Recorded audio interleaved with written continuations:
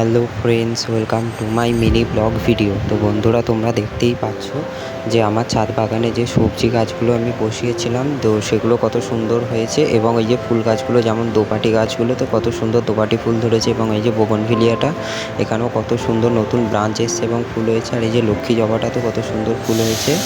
আর এই যে গাঁদা গাছটা দেখতে পাচ্ছ, এটা হচ্ছে জিনিয়া গাঁদা।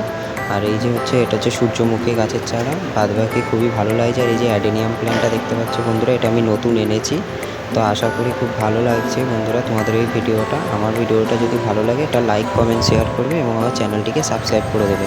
আর বন্ধুরা, এই যে বেগুন গাছটা দেখতে পাচ্ছ, অজস্র বেগুন ধরেছে এবং দুটো গাছই খুব সুন্দর লাগছে। তো আশা করি বন্ধুরা ভালো লাগছে। তো দেখা হচ্ছে পরের ভিডিও।